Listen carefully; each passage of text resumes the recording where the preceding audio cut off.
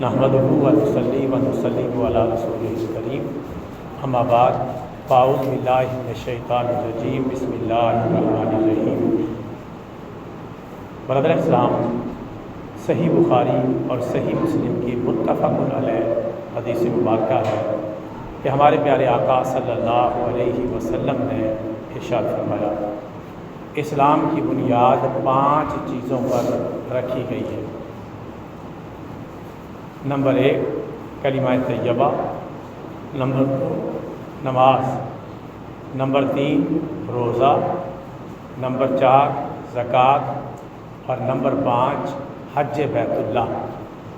ان 5 چیزوں پر اسلام کی بنیاد رکھی گئی ہے۔ ایک ہوتا ہے ایمان اور ایک ہوتا ہے اسلام۔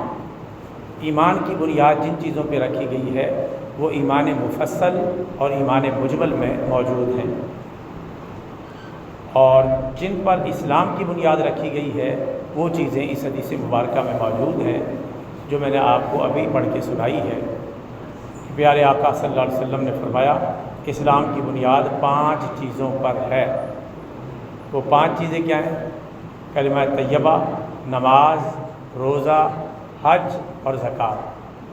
جو بندہ ارکان اسلام کی پابندی کرتا ہے اور ارکان اسلام کی پابندی کرتا ہے وہی سچا مسلمان کہلانے کے لائق ہے، چونکہ جو ارکان ایمان ہیں ان پر جب تک ایمان نہیں ہوگا تو بندہ مسلمان ہی نہیں ہوگا۔ وہ ساری چیزیں ایمان مفصل اور ایمان مجمل میں لکھی ہوئی ہیں۔ اللہ پر ایمان لانا، رسولوں پر ایمان لانا، فرشتوں پر ایمان لانا، جنت دوزخ پر ایمان لانا، اچھی بری تقدیر پر ایمان لانا، وغیرہ وغیرہ چیزیں، بقیہ چیزیں ایمان مجمل میں موجود ہیں۔ ہر نماز کی کاپی کے شروع میں ایمان مفصل اور ایمان مجمل لکھا ہوا ہے ترجمہ سمیت، وہ ہمیں یاد ہونا چاہیے۔ اور ایک ہوتے ہیں ارکان اسلام، یعنی جب ایمان قبول کر لیا تو پھر 5 چیزیں اور متوجہ ہو جاتی ہیں جن کو ارکان اسلام کہتے ہیں۔ اور ارکان اسلام وہ ہیں جو میں نے عرض کر دی ہیں، کلمہ طیبہ، نماز، روزہ، حج اور زکوٰۃ۔ جب کسی بندے کے ارکان ایمان بھی پورے ہوں اور ارکان اسلام بھی پورے ہوں اور ان پر وہ عمل درآمد بھی کرتا ہو تو اس کے سچا مسلمان ہونے میں ذرہ برابر بھی شک باقی نہیں رہتا۔ باقی رہا عملی کوتاہیاں ضرور رہتی ہیں۔ جو بندے صحیح عمل کرتے ہیں ارکان ایمان پر اور ارکان اسلام پر وہ تو سچے مسلمان ہیں۔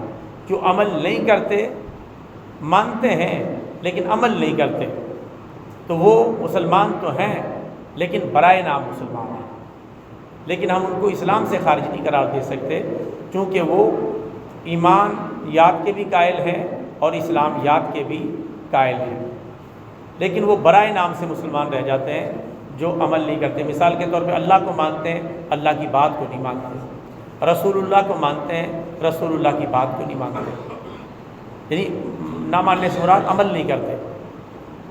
اگر ویسے انکار کریں پھر تو کافر ہو جائیں گے، یعنی عمل نہیں کرتے، تو یہ سچے مومن نہیں ہیں۔ اسی طرح ارکان اسلام کو تو مانتے ہیں لیکن ان پر عمل نہیں کرتے۔ یہ تو مانتے ہیں کہ کلمہ طیبہ پڑھنا فرض ہے، نماز پڑھنا فرض ہے، روزہ رکھنا فرض ہے، زکوٰۃ دینا فرض ہے، حج بیت اللہ کرنا فرض ہے، مانتے ہیں لیکن عمل نہیں کرتے۔ ان کی صداقت کو مانتے ہیں لیکن عمل کی زندگی میں یہ چیزیں نظر نہیں آتی، اور عمل سے زندگی بنتی ہے جنت بھی جہنم بھی۔ یہ خاکی اپنی فطرت میں نہ نوری ہے نہ ناری ہے، تو عمل بھی کریں گے پھر واقعتاً سچے مسلمان کہلانے کے لائق ہو جائیں گے۔ اب یہیں سے مسلمان کی اور کافر کی تعریف بھی نکل آتی ہے۔ دنیا کا ہر وہ بندہ کافر ہے جو ارکان ایمان اور ارکان اسلام کو تسلیم نہیں کرتا، چاہے ساری دنیا بھی اسے مسلمان کہے وہ تب بھی کافر ہے۔ اور دنیا کا ہر وہ آدمی مسلمان ہے جو ارکان ایمان اور ارکان اسلام کی پابندی کرتا ہے، چاہے ساری دنیا بھی اسے کافر کہے وہ تب بھی مسلمان ہے۔ یہ ہے ایمان اور اسلام کی تعریف، بڑی آسان سی، کہ مومن کون ہوتا ہے اور غیر مومن کون ہوتا ہے، مسلم کون ہوتا ہے اور غیر مسلم کون ہوتا ہے۔ ایمان مفصل اور ایمان مجمل کو جو ایمانیات کے درجے میں ہیں ان کو پھر کسی موقع پر انشاءاللہ بیان کریں گے۔ سر دست ارکان اسلام کا بیان مقصود ہے، تو ارکان اسلام کتنے؟ 5۔ سب سے پہلے کلمہ طیبہ لا الہ الا اللہ محمد الرسول اللہ۔ اس بات کو ہم میں سے ہر مسلمان مانتا ہے، اس کے بغیر تو کوئی بندہ مسلمان ہو ہی نہیں سکتا کہ وہ لا الہ الا اللہ کو نہ مانے یا محمد الرسول اللہ کو نہ مانے، یا ان میں سے کلمے کے ایک جز کو مان دے۔ لا الہ الا اللہ کو مانتا ہے لیکن محمد الرسول اللہ کو نہیں مانتا، یا محمد الرسول اللہ کو مانتا ہے لیکن لا الہ الا اللہ کو نہیں مانتا، وہ بھی مسلمان نہیں ہے، ایمان سے فارغ ہے۔ ایمان تب مکمل ہوگا جب وہ لا الہ الا اللہ کو بھی مانتا ہو کہ اللہ کے سوا کوئی عبادت کے لائق نہیں، اور محمد الرسول اللہ کو بھی مانتا ہو کہ محمد صلی اللہ علیہ وسلم اللہ تعالیٰ کے پیارے اور آخری رسول ہیں، اس بات پر ایمان لاتا ہو۔ قادیانی اسی وجہ سے کافر ہیں، یہ جو قادیانی مرزائی کہلاتے ہیں یہ اسی وجہ سے کافر ہیں کہ یہ لا الہ الا اللہ کو بھی مانتے ہیں، محمد الرسول اللہ کو بھی مانتے ہیں، لیکن محمد الرسول اللہ کو آخری نبی نہیں مانتے۔ نبی مانتے ہیں، آخری نبی نہیں مانتے۔ آخری نبی اپنے ایک شیطان ہے مرزا غلام، آج سے 1 صدی پہلے وہ ہوا انگریز کے دور میں، یہ اس کو آخری نبی مانتے ہیں۔ اس وجہ سے کیا ہے؟ کافر ہیں، کسی سے مسئلہ پوچھنے کی ضرورت ہی نہیں۔ قادیانی اور مرزائی خود بخود ہی کافر ہیں، چونکہ وہ نبی پاک کو آخری نبی نہیں مانتے۔ جب وہ آخری نبی نہیں مانتے تو دائرہ اسلام سے خارج ہیں۔ کوئی مسلمان بھی دنیا میں ایسا نہیں جو نبی پاک کو آخری نبی نہ مانتا ہو۔ آپ کے بعد اب کوئی نیا نبی نہیں آ سکتا، نئی کتاب نہیں آ سکتی، نیا پیغام نہیں آ سکتا، نیا پیغمبر نہیں آ سکتا، لیکن انہوں نے ایک رخنہ نکالا، اور مرزا غلام جو انگریزوں کا خود کاشتہ پودا تھا اس کو انہوں نے نبی ڈکلیئر کر دیا، حالانکہ وہ صحیح مسلمان بھی نہیں تھا، اس کو نبی ڈکلیئر کر دیا۔ اس وجہ سے ان کے کافر ہونے میں شک کرنا بھی کفر کے مترادف ہے۔ جو بندہ یہ کہے کہ مرزائی کافر نہیں ہے وہ خود کافر ہو جائے گا۔ ان کا کفر اتنا زیادہ سخت ہے، اسی وجہ سے ان سے لین دین کرنا، ان سے دوستی کرنا، ان کو مسلمانوں کے قبرستان میں دفن ہونے دینا، یا اس طرح کی کوئی ان کے ساتھ سلام دعا رکھنا، یہ بالکل حرام اور کبیرہ گناہ کا ارتکاب ہے۔ چونکہ باقی مسلمانوں کے جتنے بھی طبقے ہیں وہ نبی پاک کو آخری نبی مانتے ہیں، اس وجہ سے ان کے ایمان میں شک نہیں۔ یہ چونکہ نبی پاک کو آخری نبی نہیں مانتے، ان سے دوستی کرنا بھی جائز نہیں ہے۔ تو یہ ہے پہلی چیز ارکان اسلام میں سے کلمہ طیبہ۔ دوسری چیز وہ ہے نماز۔ 5 وقت کی نماز پڑھنا فرض ہے، فجر، ظہر، عصر، مغرب، عشاء، یہ نمازیں فرض ہیں، ڈیوٹی ہے، لازمی ہے۔ اگر کوئی بندہ 5 وقت کی نمازیں پڑھ لیتا ہے، باقی کوئی اور نیک اعمال نہیں بھی کرتا تو وہ انشاءاللہ بخشا جائے گا، کیونکہ باقی اوور ٹائم ہے، نفل ہے، پڑھے گا تو بہت زیادہ ثواب ملے گا، نہیں پڑھے گا تو پھر ذرہ برابر بھی گناہ نہیں ملے گا، جبکہ وہ فرض نمازوں کی پابندی کرتا ہو۔ تو نمازیں کتنی ہیں وہ آپ کے سامنے ہیں، فجر، ظہر، عصر، مغرب، عشاء، ان کو ادا کرنے میں پونا گھنٹہ 50 منٹ لگتے ہیں، بس کوئی مشکل کام نہیں ہے، دین ہمارا بالکل آسان ہے۔ تیسری چیز وہ ہے روزہ۔ کلمہ طیبہ، نماز، روزہ۔ رمضان کے روزے فرض ہیں، چاہے 29 ہو جائیں چاہے 30 ہو جائیں، یہ ایسے ہی فرض ہیں جیسے 5 وقت کی نماز پڑھنا فرض ہے۔ رمضان کا کوئی روزہ چھوڑنا جائز نہیں ہے، نہ مرد کے لیے نہ عورت کے لیے، جب تک شرعی عذر نہ ہو۔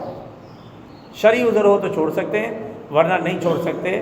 یہ روزے رکھنا فرض ہے، اور ایک جیسے ہی فرض ہے۔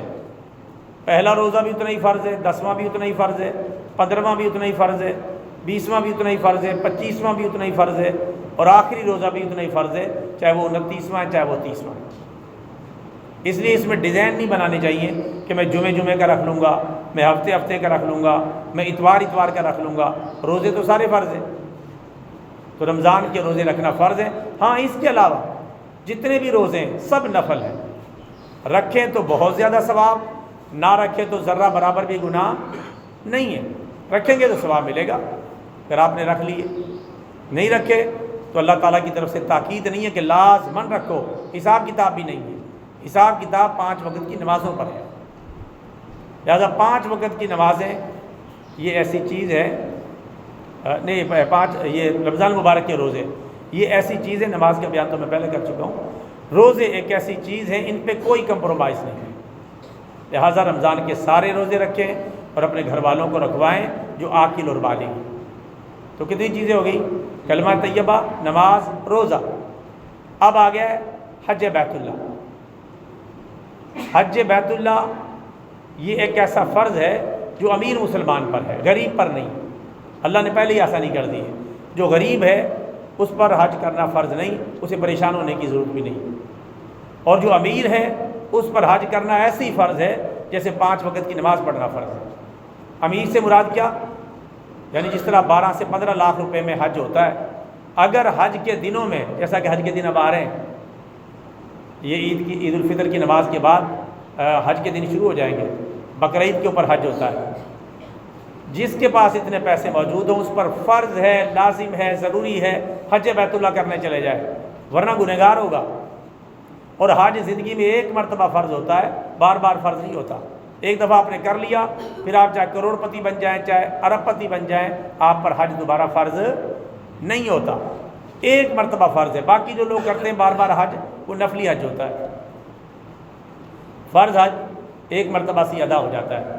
تو فرض حج کی کوشش کریں، لیکن فرض کا نہ ہی موقع ملے اور نہ اس کا امکان موجود ہے تو پھر عمرے کے لیے کوشش کریں کہ کم از کم اللہ تعالیٰ کا گھر تو دیکھ کے آئیں۔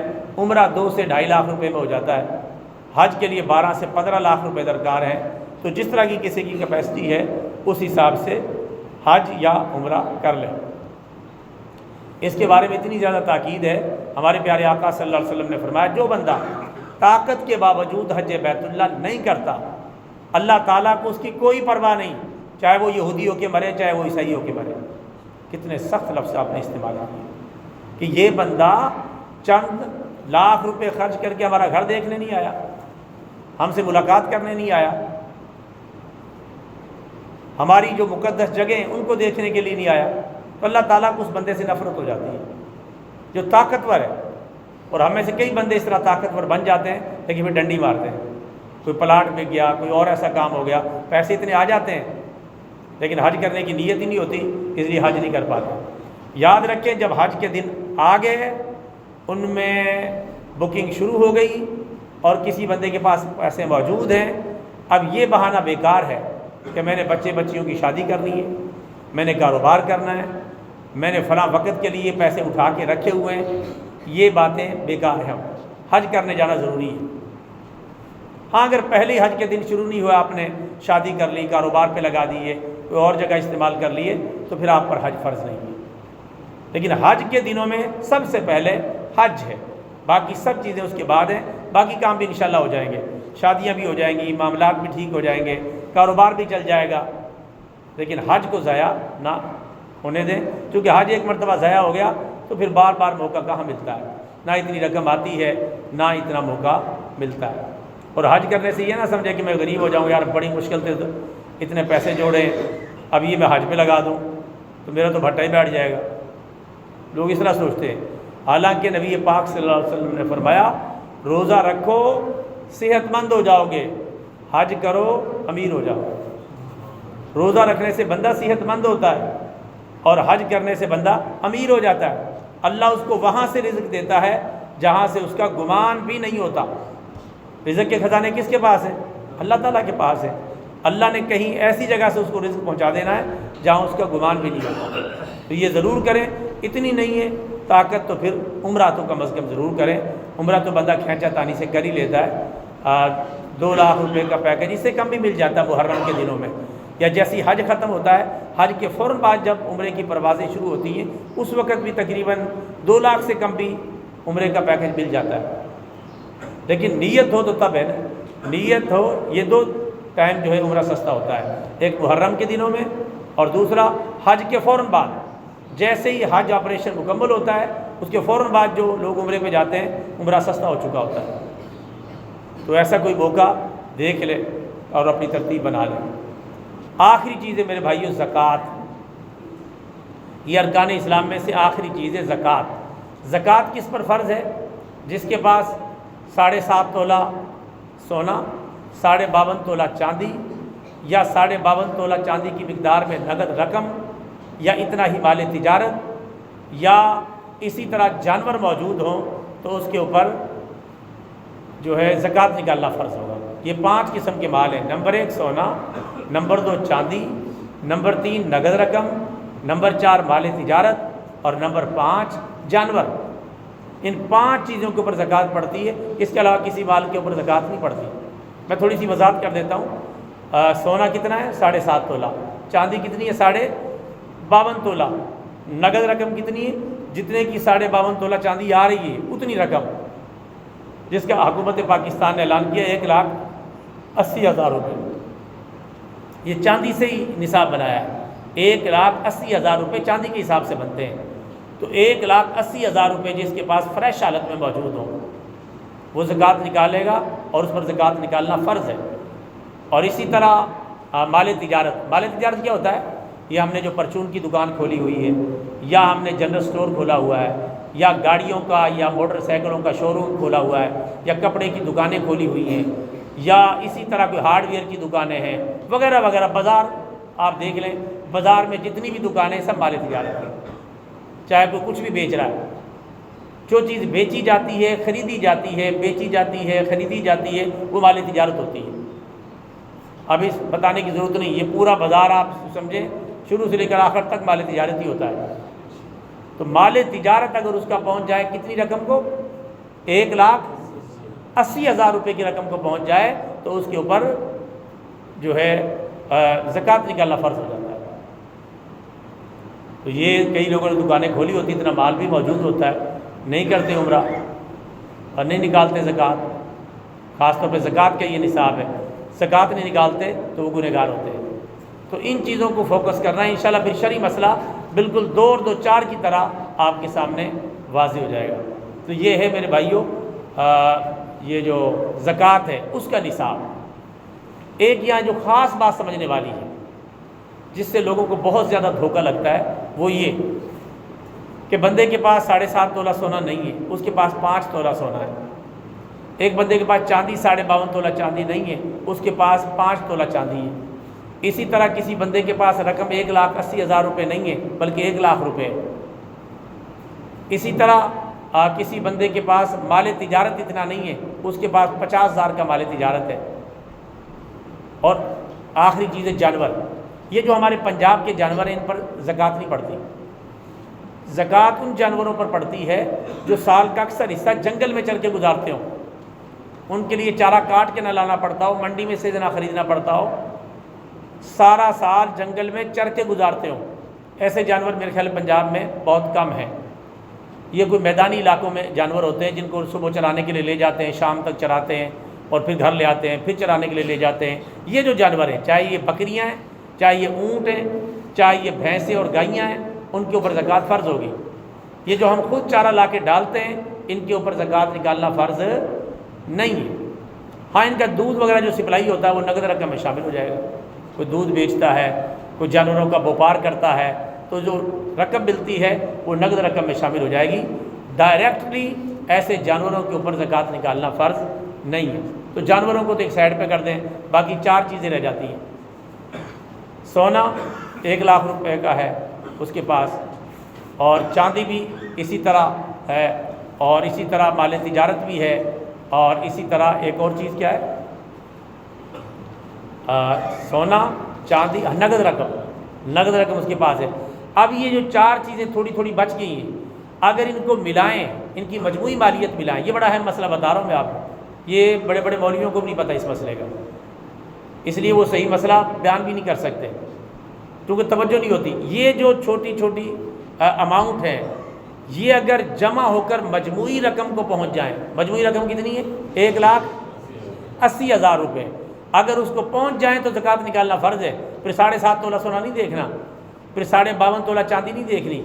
یہ 7.5 تولہ سونا تب دیکھا جاتا ہے جب اس کے پاس باقی 4 چیزیں نہ ہوں۔ 52.5 تولہ چاندی تب دیکھی جاتی ہے جب اس کے پاس باقی چیزیں موجود نہ ہوں۔